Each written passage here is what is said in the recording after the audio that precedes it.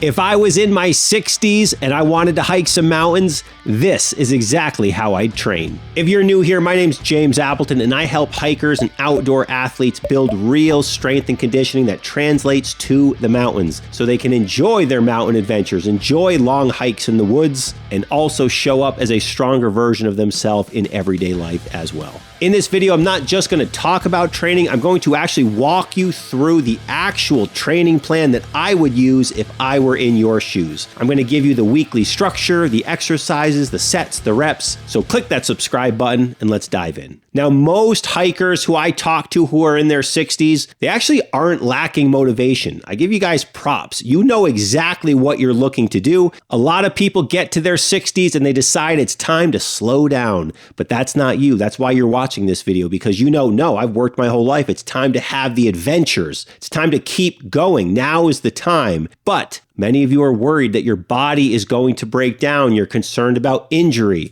You're concerned about being the slow person out there that everyone's going to have to wait for. Ultimately, you just don't want to be the person who can't go where you want to go. And that leads me to the biggest mistake that I see hikers make in their 60s is they think more cardio and just walking is the answer. Cardio matters, duh, of course, but it is not what's actually holding most people back. What stops most people is having weak legs, weak joints, poor balance, a lack of strength. We need the cardio, but we also need to make sure that your body is not going to break down. So if I was 60 years old, I would actually stop asking, how do I do more cardio? And I would start asking, how do I make sure my body is harder to break? That, my friends, is where strength training comes in. So if I was in my 60s and I wanted to hike some mountains, this is the exact training structure that I would follow. So I would train about 4 days per week. I would do 2 strength days, 1 athleticism day where we're focused on building power and being able to move athletically. And then I would have 1 very hiking specific cardio day built in. Those are the 4 days that I would put into my training program. So let's break those days down. So we got a couple of strength days. I call these mountain strength days because the point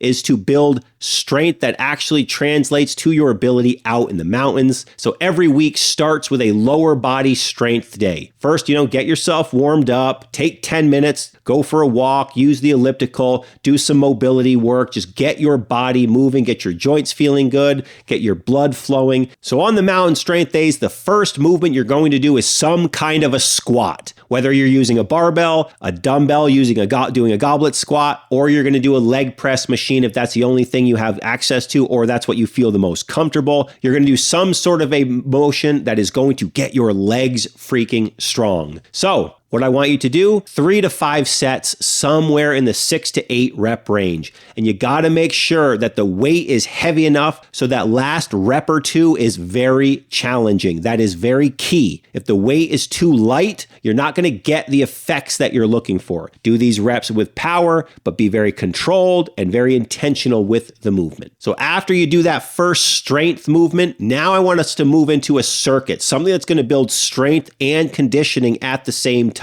So I like to do 3 exercises, some sort of a push exercise, press of some kind, meaning either a shoulder press or a bench press, a pull exercise, something where you're pulling, some sort of a row or a lat pull down, you're training your back now, and then a single leg exercise like a rear leg elevated split squat or a regular split squat or lunges or step ups. Those are all great single leg exercises. Do them in a circuit, one after the other. You're getting your entire body working, and then you're also building your heart rate at the same time, getting your conditioning work in as well with the weights. So do 3 or 4 rounds, maybe 8 to 10 reps, somewhere in that general ballpark of that circuit. Boom, boom, boom, boom, boom, boom. I'm telling you, that is really going to be the big needle mover for you. This strength and conditioning circuit where you're building everything at the same time. Now we're going to focus just on some very trail specific conditioning, something like step ups, and finding a pace and maintaining it for a decent amount of time is, in my opinion, for hikers, as good as it gets. So maybe take 50 or 60 total reps, find a bench, and do all alternating step-ups onto this bench, one after the other, and do not stop. Find a pace that you can maintain so that you can do the entire set of 50 or 60 reps without stopping. If you got to go slow, because when you're out there hiking, that's literally what you're going to be doing. So we're just simulating that and rebuilding that in the gym. And over time, as the weeks go, you can progress this. You can add your backpack. You can make your backpack heavier. You can hold dumbbells while you're doing the step-ups. It's an amazing exercise to get you trail ready. And that's going to help really build that trail endurance that we need. And once all those exercises are done, let's finish with a core finisher. Do a couple sets of planks, hold it as long as you can, and over time, try to hold it longer and longer. Make sure that core gets some dedicated time. Now let's move on to day 2. This is the elevation day. The point of this is to build power, to build endurance, so that actually translates to when you're climbing up mountains. Your body can recover during those steep climbs, but also you can keep going during those steep climbs. The best way to build athleticism is to force your body to move like an athlete. I have found doing dumbbell circuits or body weight circuits is the best way to do it because you're forcing yourself to do all sorts of different movements while also breathing heavily, moving like an athlete. Now with elevation days, I like to program lots of things that have you jumping because it doesn't get much more athletic than jumping. But since this video is for people in their 60s, jumping isn't necessarily going to be the best thing for you. If you can do it, fantastic. Keep doing it because I can guarantee you when you get into the mountains are going to make you do things where you leave your feet, whether you're jumping off a ledge, climbing up a ledge, like you're just going to have. So for these days, just pick 5 or 6 exercises and do them in a circuit. Do 10 reps each, take a timer, maybe 20-minute timer, and just do as many rounds as possible and just keep going for the entire 20 minutes, round after round. That is how you're really going to build this athleticism. You're going to reclaim it because I'm willing to bet a lot of you have lost it. Most of us lose our athleticism long before 60, but we're trying to reclaim that now. And the body weight workouts, body weight circuits is a phenomenal way to do it. So just pick 5 or 6 exercises. Let's say push-ups, air squats, burpees, don't shy away, lunges, and mountain climbers. Boom. 10 reps of each and just do them in a circuit for 20 minutes. Don't stop. Keep going. Take a 10-second breather when you need to and just keep yourself going. Find a pace and keep going. This is how you're going to build the athleticism and the power that you need when you're out in the mountains because as we age, we usually lose power. This is going to help you reclaim that. This is how you're also going to build the endurance that translates to the trail. All right, so day 3. Now we also need to build our endurance. So day 3 is what I call the approach day. This is very hiking specific cardio. We're not going running. Most people in their 60s, running is a no bueno. If you've been running forever and running doesn't bother you, then have at it. Go for a run. For the majority of people, I think there's a way better way of doing this. This is called rucking. Put a loaded backpack on that's heavier than what you normally hike with and just go for a fast walk. Not a stroll, not a leisurely walk like you walk through the mall. No. You are out there moving with intention, trying to raise your heart rate, cover as many miles as you can, wearing a backpack that's heavier than your normal hiking pack, and just go. 30 to 60 minutes, somewhere in that ballpark. You're just getting time on your feet wearing that loaded backpack. You can do it outside, you can do it inside on a treadmill, and if you don't have a treadmill, you have a stair climber or an elliptical at the gym, put the backpack on and do it. Ultimately, your goal for this approach day, this endurance day, is to get your heart rate up to that zone 2, zone 3 area. And if you don't know, the zone 2 or zone 3 cardio is where like you can maintain a conversation, but it's a little challenging to do it because you are huffing and puffing. And then day 4 of this 4-day workout program is going to be another mountain strength day with more of an upper body focus because your life goes beyond the trail, right? For these days, we're going to be bench pressing. We're going to be shoulder pressing. We're going to make sure our upper body is strong too. Well, hiking is more of a lower body dominant sport. It is not a lower body sport. Your entire body is going to come into play. You know, if you trip and you fall out there, there's an easy way to injure your shoulder. We need to make sure they're strong as well. And again, life goes beyond the hiking trail. So we got to make sure everything's strong. So we'll take the same structure as the first mountain strength day. We're going to start with a strength movement, a bench press, a shoulder press. You can use dumbbells, you can use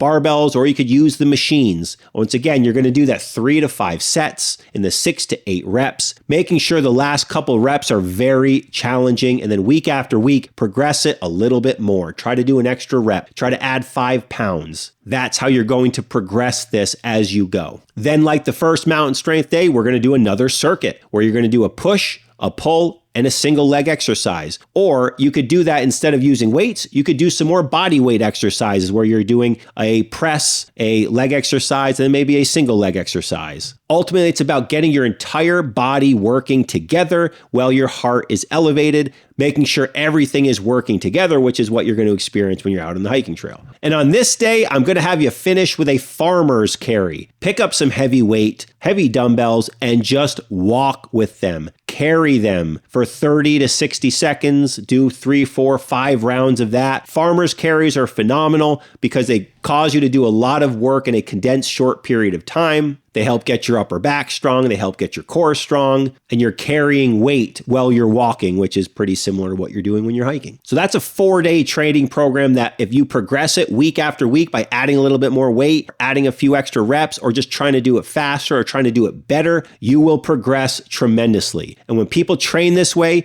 something changes on the trail. They're breathing hard, yes, because you're always going to be breathing hard when you're hiking, but your body just keeps going. You feel better when you get to the summit. You feel better when you get back to the trailhead, and ultimately the next day you don't feel wrecked anymore. You don't need 2 or 3 days to recover. You wake up the next day maybe feeling a little sore, but you say, I could go again today if I need to. That is the difference between training strategically and not. And I see it with all of my clients in their 60s. They all say the same thing. When 66-year-old Gail did the Pinotti Trail, she was doing 20-mile days back to back. When 70-year-old Steve Von Schenk did a 21-mile Great Range Traverse in the Adirondack High Peaks, he woke up the next day feeling like he had just done like a regular workout. When 62-year-old Dave was on the Appalachian Trail doing days back to back to back, he felt better than he ever has before. It's not by coincidence that when you start training correctly and getting your body strong, you can go further and do more things. And because I've worked with so many people in their 60s, I know this isn't just about hiking for you. Because when you turn 60, all of a sudden you start thinking about the future more and you start thinking about independence. You start thinking about, are you going to be able to play with your grandkids? Are you going to be the one that needs help around the house?